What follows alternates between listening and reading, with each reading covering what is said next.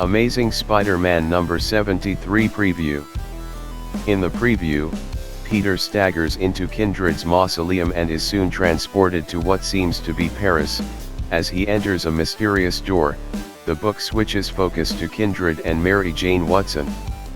Making good on Kindred's promise to reveal their identity to MJ, the villain removes their mask to reveal someone who looks a lot like Gwen Stacy. While Kindred certainly looks like Gwen and MJ identifies her as such, that may not be what's happening here. After MJ says, "Gwen," someone else says, "No."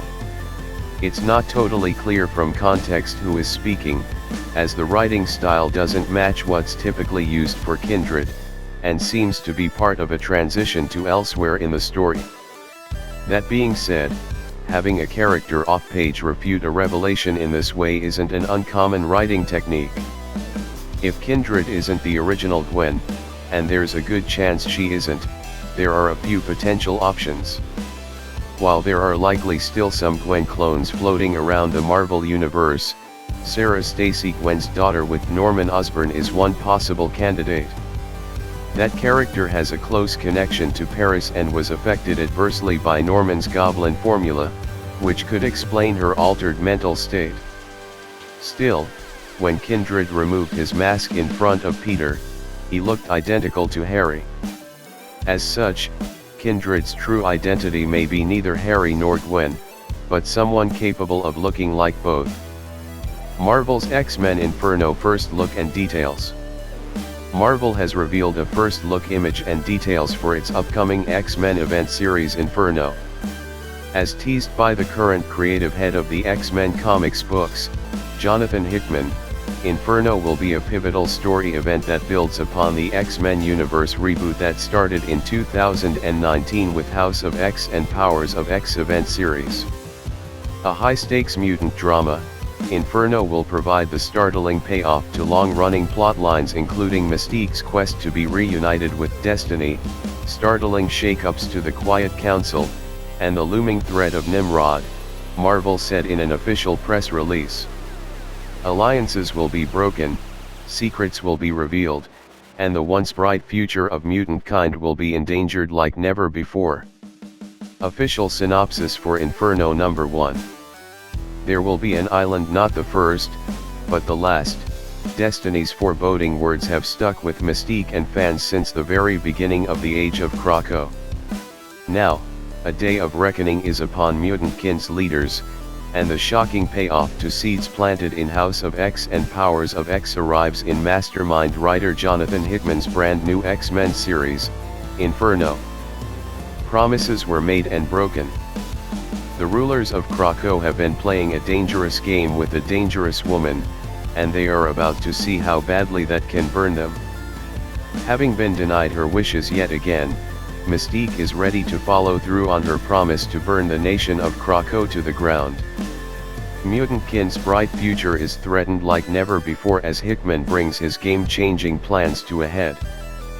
Fans can expect more revelations from the lives of Moira MacTaggert, Nimrod's revenge, vicious power plays, and more in this pivotal chapter in X-Men history. Savage Avengers number 24 preview.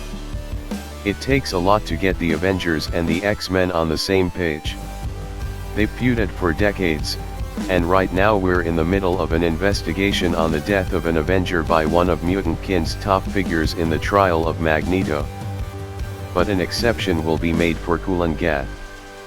Working as a sort of precursor to the Harry Potter franchise's chief villain Lord Voldemort, Kulan Gath is an unkillable magician sometimes nicknamed the Cannibal Sorcerer, who is known to come back from even the harshest of deaths in a mad pursuit to rule Earth. Although created in Marvel's Conan comics, he eventually branched out to face the Avengers and the X-Men both in their own titles. Now he seems to be on the cusp of his biggest attempt at world domination yet in Savage Avengers number 24. Venom teams with Eddie's son Dylan Brock. Venom has been a lot of things in this history at Marvel, full-on supervillain, anti-hero, when paired with Flash Thompson for a time even something of a mercenary who served with the Guardians of the Galaxy, and superhero, and when Venom's new October debuting ongoing series launches, he's going full superhero route again. Or at least Eddie Brock's son Dylan is going to try. When the new series by writers Ram V and Al Ewing and artist Brian Hitch kicks off, each writer will take on a different track.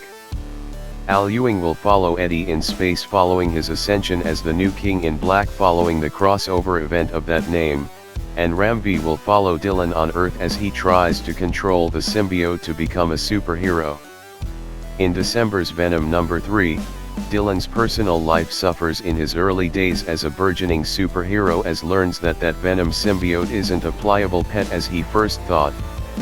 It's, according to the publisher, a dangerous, violent, often bloodthirsty alien, and its special bond with his father Eddie is gone.